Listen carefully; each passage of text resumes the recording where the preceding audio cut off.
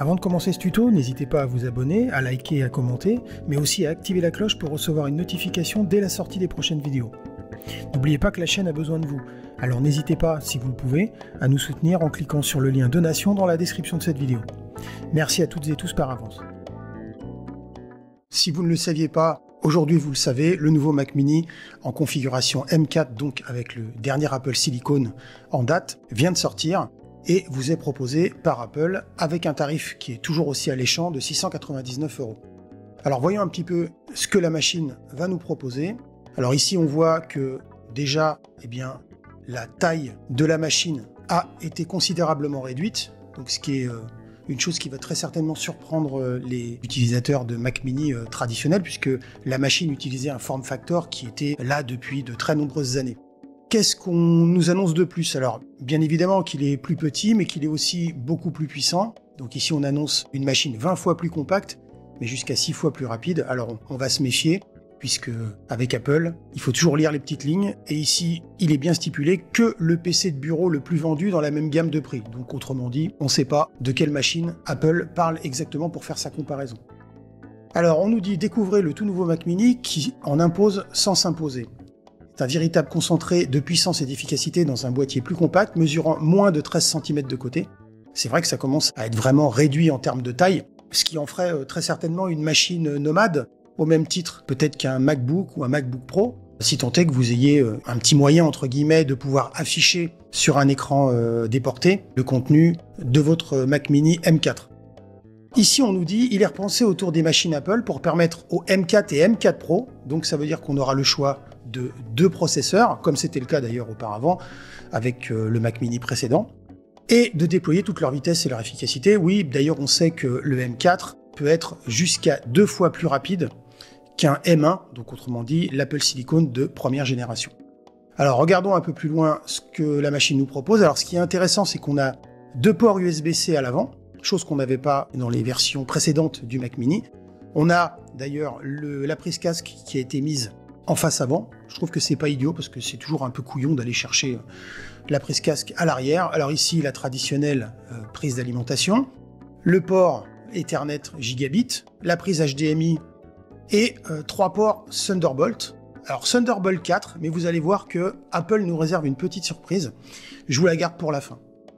On voit ici que le système de ventilation reste toujours le même, donc on a une machine qui est vraiment optimisée pour le silence. D'ailleurs, le Mac Mini avait cette réputation d'être une machine très silencieuse, malgré les performances qui étaient, à l'époque déjà du M1, assez redoutables, il faut bien le dire. On va regarder au niveau des configurations. Donc ici, on a en modèle de base un Mac Mini équipé du M4, donc 10 cœurs, 10 GPU au niveau du corps GPU. On a des configurations qui commencent à partir de 16 Go. Alors, beaucoup s'en réjouissent, mais à mon avis, je pense que ça pourrait surprendre pas mal de monde au moment de l'arrivée de l'Apple Intelligence, puisque si Apple, à mon avis, est monté en gamme en termes de quantité de mémoire embarquée dans la machine, c'est très certainement parce que quand ils ont dû tester la petite machine avec l'Apple Intelligence, ils se sont certainement dit, que ça bouffait quand même pas mal de ressources et qu'il était certainement plus judicieux de doubler la RAM, autrement dit la mémoire unifiée, installée de base dans le tout premier modèle pour pas se faire surprendre. Petite chose que je trouve toujours regrettable, c'est le stockage de 256 Go de base. Honnêtement, même si la machine reste quand même une machine entrée de gamme, ne serait-ce qu'au niveau du prix, c'est vrai qu'à moins de 700 €, on pourrait se demander pourquoi Apple ne propose pas un stockage plus important.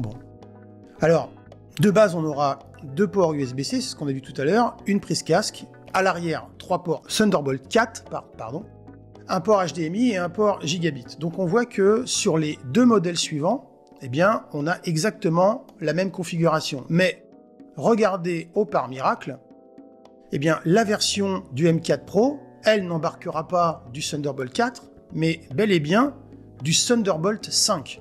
Donc la toute dernière génération de Thunderbolt, qui elle va nous promettre des performances qui seront stratosphériques. Mais on regardera ça un peu plus tard. Au niveau des déclinaisons, on aura le M4 de base qui sera proposé sur les 3 premières versions. Alors, ce qui va changer essentiellement, c'est pour les 2 premières versions, ça va être le stockage.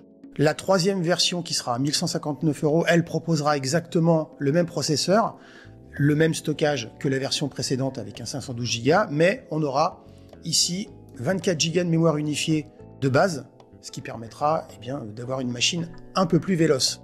Au niveau du M4 Pro, on aura là aussi une montée en gamme en termes de nombre de cœurs CPU, mais aussi en nombre de cœurs GPU, en plus d'avoir les 24 Go de mémoire.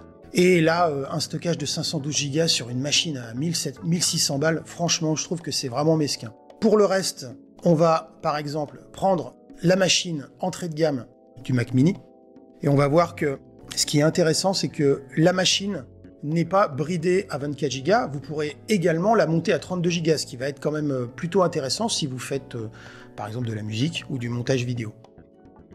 Au niveau du M4 Pro, si on essaye de configurer cette machine-là, on verra que, comme je vous le disais tout à l'heure, on a 12 cœurs, 16 corps GPU, 16 Neural Engine, 24 Go de base, et pour faire une machine qui sera un peu plus intéressante à mon avis, on aura la possibilité sur le M4 Pro, là d'aller chercher des quantités de mémoire unifiées beaucoup plus intéressantes. Donc vous pourrez par exemple pour 460 € de plus, rajouter 24 Go à la config de base, donc avoir 48 Go de mémoire unifiée, ce qui sera très très confortable pour la plupart d'entre nous.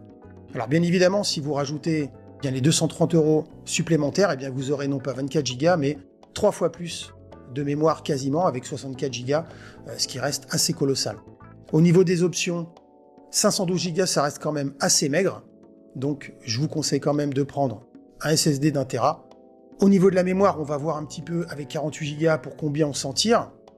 Là, on est, on va dire, pour une machine correctement configurée à 2339 €, ce qui commence déjà à faire, et qui, à mon avis, sauf si Apple revoit ses tablettes en termes de tarification, devrait se situer peu ou prou dans une future mise à jour d'une Mac Studio, qui lui était déjà dans les configurations de Mac Mini précédentes, au tarif du Mac Mini avec les versions Pro des Apple Silicon qu'il pouvait embarquer en option, au même tarif qu'un Mac Studio. Donc, à mon avis, si vous avez 2300, voire on va dire 2400 € à dépenser dans un Mac Mini, j'aurais tendance à vous conseiller de passer à un Mac Studio, et pour bénéficier d'une machine qui sera quand même un petit peu plus couillue. Voilà pour cette toute petite vidéo introductive concernant le tout nouveau Mac Mini M4. N'hésitez pas à me dire ce que vous en pensez dans la description ou à nous rejoindre sur le groupe Facebook de la chaîne. Quant à moi, je vous dis à très bientôt pour une nouvelle vidéo.